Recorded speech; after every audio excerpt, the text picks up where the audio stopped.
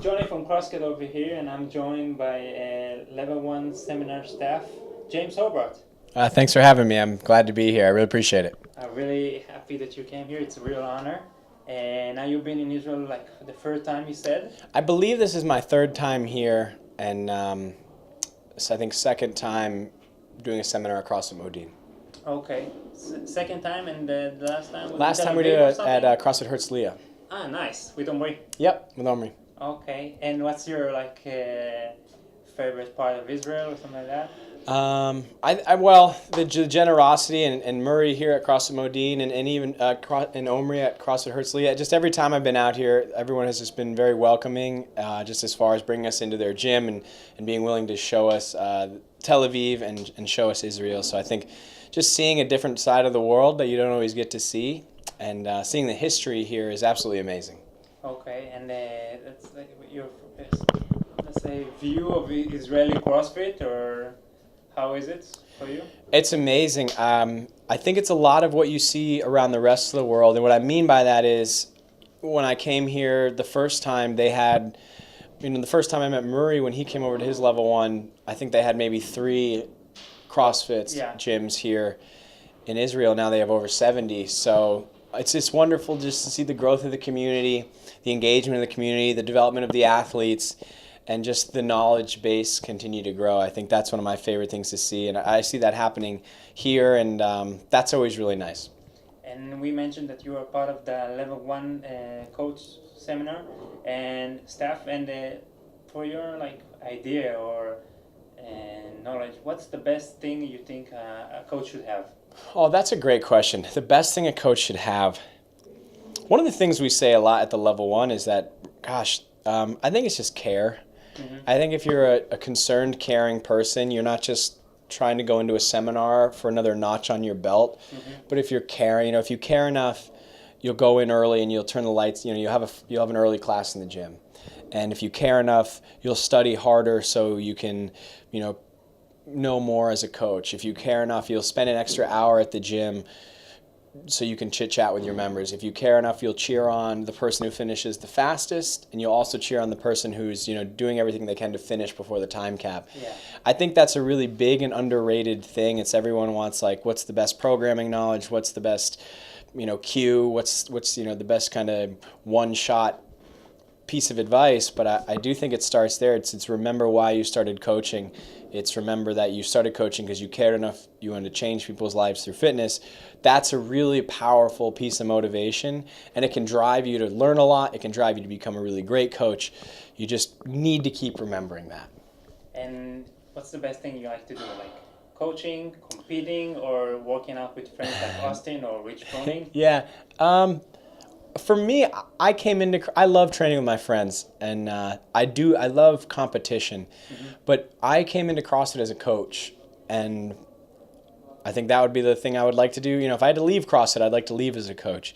So for me, I love coaching the most. I love seeing athletes have that moment where the light bulb comes on and they get their first muscle up, or they do their first squat below parallel, they get their first PR, regardless of age or skill level.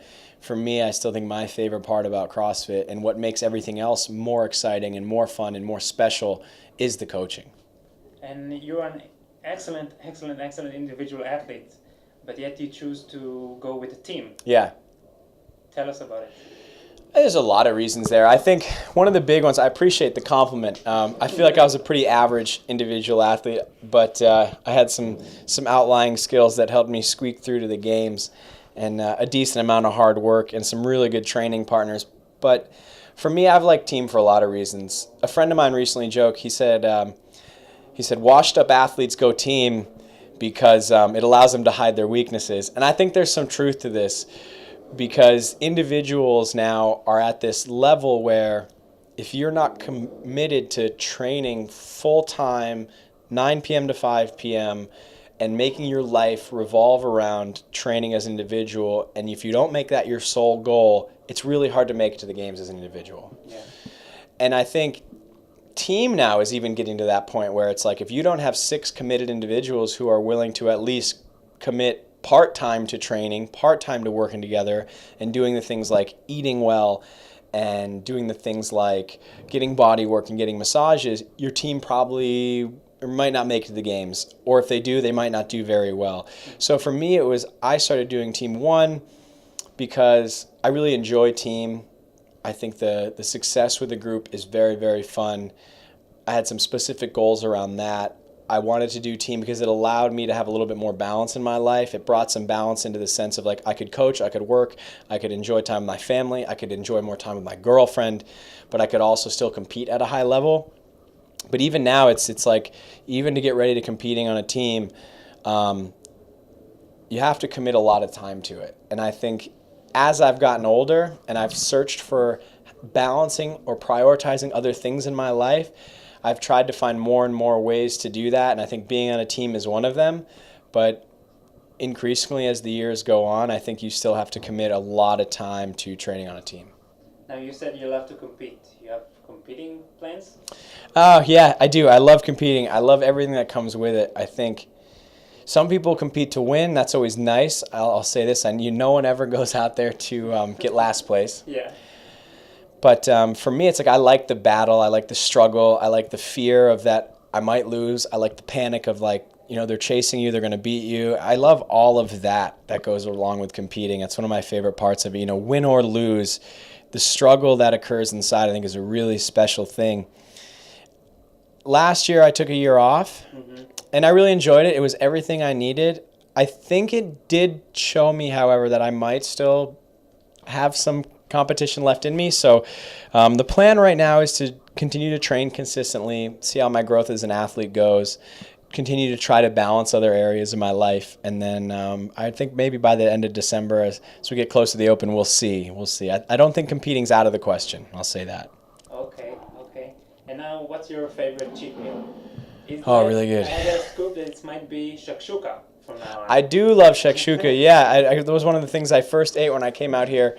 And it was such a simple. Everywhere I travel, people tell me they always tell me I like simple food, or in some places of the world they refer to it as, they tell me I like poor people food. Okay. But I don't really like a lot of fancy foods. I really like like simple, hearty meals. Shakshuka is absolutely delicious.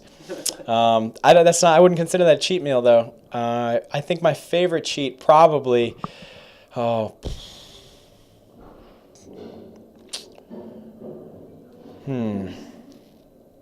hate to say this. I love things like sugar-free Red Bull. I love like energy drinks, and they're bad. I mean, liquid sugar, it's like the worst thing for you. If you wanted to ruin your body, drink liquid sugar.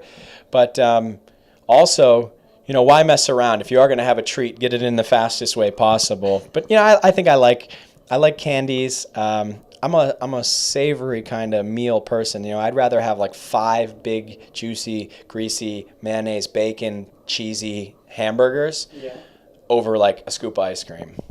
Okay. So I would say like, anything that I think I would rather cheat. I'll say this. I'd rather cheat with like fried food than sweets. I'll put that out there, Okay. So if I had to go any one direction, it would be on like the burgers and the pizzas and the fried chicken and, that kind of stuff. Okay, and last question. Do you have like a special tip or advice for our listeners?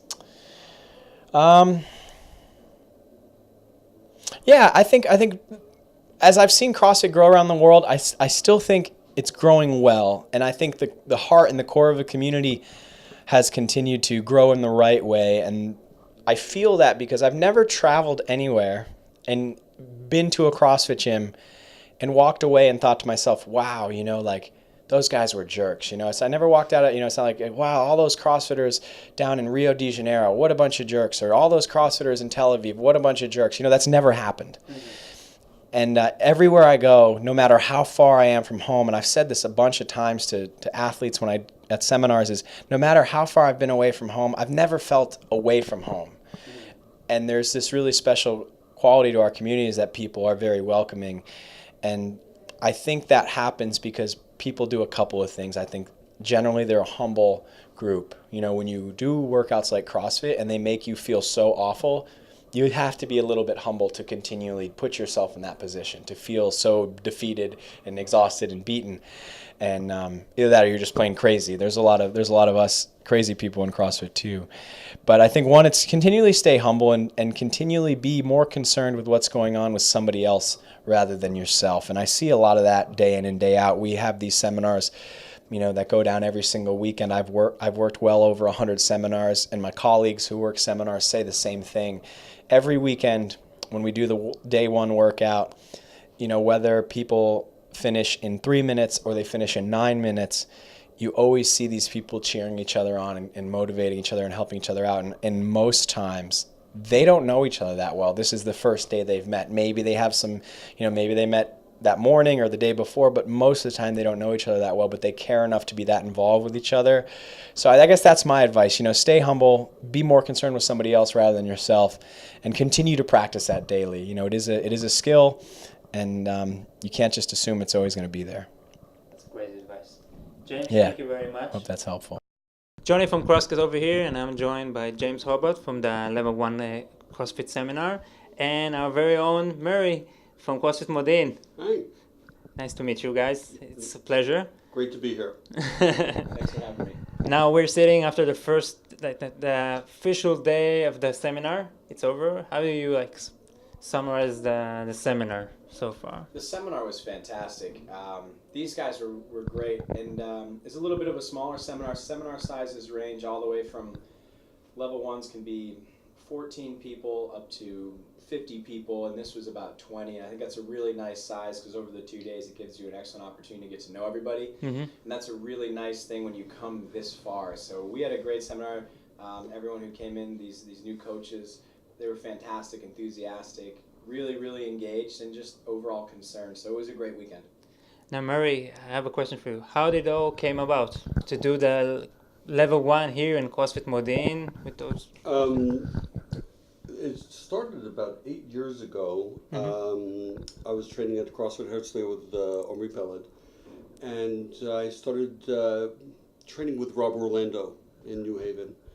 And I said to Rob, you know what, here's a chance for us to change the country. I'm going to bring a whole bunch of people over, train a week with you, and then take the level 1. And then we'll have like 10 new coaches, 11 new coaches in Israel, and this thing will grow. He said, fine, let's do it. He sent an invitation. We got a bunch of people together. James was on staff at the first level 1. And we all remained in touch since that time. And so when CrossFit asked, Dave Carasser would like to know if you'd like to host, the answer is, yeah, whatever Dave Castro wants is basically what I'm going to do. So we have it here. It's a wonderful experience each and every time, really each and every time. For me. And now, James, the best part for you of being like a staff member of the seminar, of the level 1 seminar? That's an easy question. For me, the best part of being a level 1 staff member is just meeting new people, hearing stories from all over the world. I feel very fortunate and blessed to, I grew up in a town of 1,100 people. And Murray actually knows where I grew up, which is an amazing thing to me. But anyway, that's a story for another time. But to be able to look at a globe now or a map and realize that there's just about, I've been on just about every continent, and to have reached out and touched these people's lives and seen how CrossFit has affected them, and to understand the fact that, great, I was able, along with my 2 other trainers this weekend, Ariana and Dima, to coach 20 people.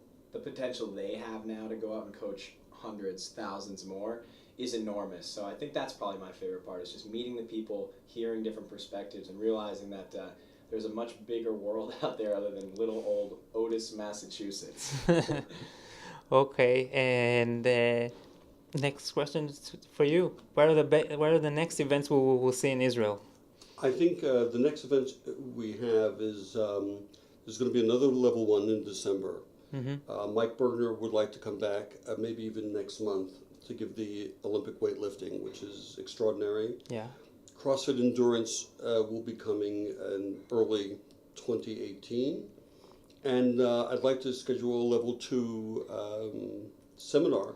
And if people have ideas or they would like to have certain seminars, if they write to me and we can get everything organized, then I'll ask HQ, said we're ready to host and people are ready to come. We just have to get a little bit coordinated as a community. Yeah, that's something we need to work on. Yeah. Yeah. Okay. So there's another thing to be looking forward to. Sounds good. Thank you very much for both of you. It was a great pleasure. Thank you very much, Murry, for your hospitality. My pleasure. It was really, and James, thank you very much for your patience. Thank you for your patience. Crosscast, another episode. Time. 5, 4,